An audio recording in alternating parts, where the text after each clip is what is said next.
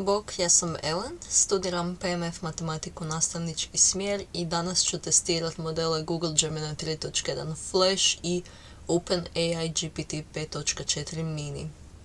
Oba modela ću zadatak iz kolegija diferencijalni i integralni račun 1 iz gradiva tangenta i normala i onda ću riješiti zadatke koji oba modela generiraju za vježbu. Pogledajmo kako je Google Gemini riješio zadatak. Dakle, prvo je ispisao zadatak i onda je zadao neki teorijski uvod. Dakle, što je to implicitno deriviranje, onda dao je neke primjere, dao je jednadžbu, to jest neku opću jednadžbu tangente na krivulju y jednako f od x i u ovom toj jednadžbi je zapravo objasnio što je to x0, y0 i f derivirano od x0 i onda je krenuo rješavati zadatak korak po korak. Dakle, u prvom koraku je implicitno derivirao zadanu jednadžbu. Dobro, u koraku 2 je izrazio prvu derivaciju. Dakle, izolirao je y derivirano, tako da imamo zapravo derivaciju funkcije. Dobro, i to je u par koraka objasnio. U koraku 3 je izračunao koeficijent smjera u toj točki koja nam je zadana u zadatku. Dakle, imamo x0 je 0, a y0 je 3 i onda ćemo to uvrstiti. I onda se to izračuna i u koraku 4 se zapravo onda sastavi ta jednadžba. Dakle, dobili smo koeficijent smjera pravca. Dakle, to je k. I onda ćemo zapravo samo uvrstiti u onu opću jednadžbu tangente. Dobro, i onda ćemo malo uljepšati i dakle, na kraju dobijemo jednadžbu tangente. I onda imamo zadatak za vježbu koji ćemo sad riješiti i ispod je generirano zapravo rješenje za provjeru. Dobro, riješimo sad taj zadatak. Dakle, prvo što vidimo je to da je zadana implicitna jednadžba zapravo te krivulje i moramo naći onda tangentu u točki 1, 0. Dakle, prvo što ćemo napraviti je derivirati cijelu jednadžbu po x. Dakle, imamo dx y na kvadrat plus dx x na kvadrat puta y minus dx x na treću i to je sve jednako 0. Sad deriviramo, dakle ovdje imamo 2y puta y derivirano plus ovo je zapravo derivacija umnoška, dakle 2xy plus x na kvadrat y derivirano minus 3x na kvadrat jednako 0. Sad zapravo izlučimo y derivirano da dobijemo zapravo derivaciju funkcije. Dakle, y derivirano puta 2y plus x na kvadrat, a ovo ostalo ćemo zapravo prebaciti sa desne strane jednakosti. Dakle, imamo 3x na kvadrat minus 2xy. I sad ovaj tu izraz koji množi y derivirano ćemo zapravo podijeliti i dobit ćemo 3x na kvadrat minus 2xy kroz 2y plus x na kvadrat. Sad imamo derivaciju funkcije i sad možemo zapravo odrediti koeficijent smjera pravca, to jest smjer tangente. To ćemo tako da uvrstimo ovo će biti 1, 0 i to je zapravo onda ovo. To će biti, dakle, 3 puta 1 je 3 minus 0, 2 puta 0 je 0 plus 1. Dakle, bit će koeficijent smjera pravca tangente će biti jednak 3. Dobro, sad to nam je dosta važan podatak. I sad ćemo uvrstiti u ovu tu funkciju, to jest jednadžbu, tu opću jednadžbu, da dobijemo zapravo jednadžbu tangente.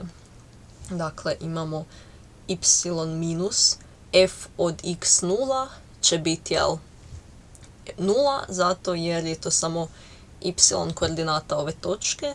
Dakle, to je y minus 0, to je samo y, jednako f derivirano i od x0 je zapravo naš koeficijent smjera pravca, to je 3.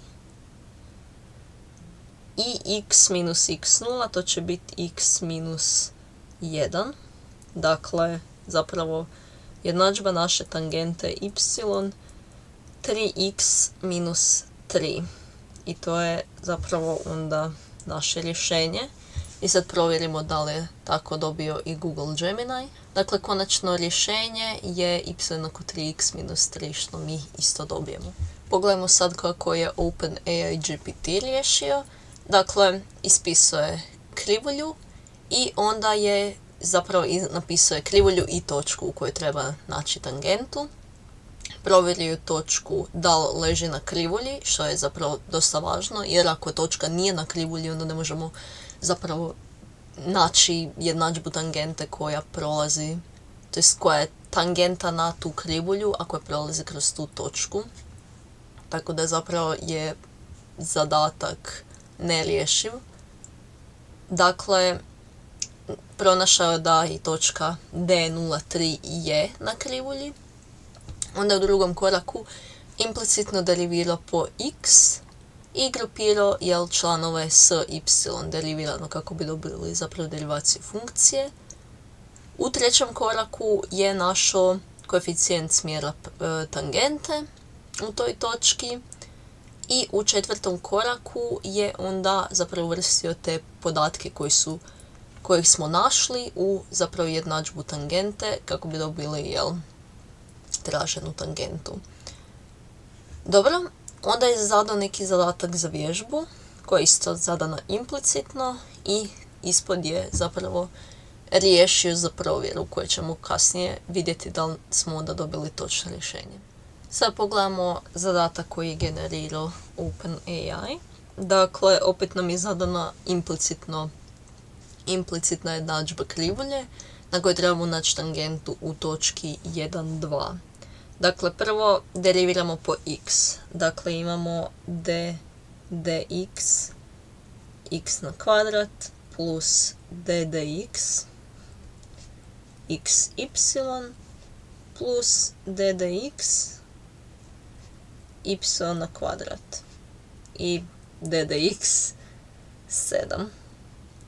Dobro, sad imamo 2x plus, ovo je opet umnožak, dakle imamo y plus xy derivirano plus 2y puta y derivirano jednako 0.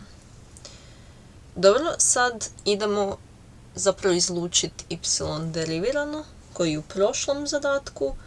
Dakle, imamo ga ovdje, imamo x plus 2y jednako, ove ostalo ćemo prebaciti na desnu stranu, minus 2x minus y i sad opet podijelimo sa ovim tu izrazom i imamo minus 2x minus y kroz x plus 2y. Sad trebamo naći koeficijent smjera pravca, to je tangente. To ćemo napraviti tako da uvrstimo točku 1, 2. Dakle, k od t, to je jednako f derivirano x0 je zapravo minus 2 puta 1, to je minus 2, minus 2, 1 plus, to jest, plus 4. I to će biti minus 4 kroz 5. Dobro, i sad to nam je koeficijent smjera pravca. Sad moramo uvrstiti u zapravo jednadžbu tangente. Dakle, imamo y minus 2 jednako, sad smo dobili minus 4/5, x minus 1. Dakle, imamo y jednako minus 4/5 x plus 4/5 plus 2 je 14/5. I zapravo onda je to naše rješenje. Sad provjerimo je li tako i dobio OpenAI. Minus 4/5 x plus 14/5, što smo identično i dobili. I to je zapravo onda naše rješenje.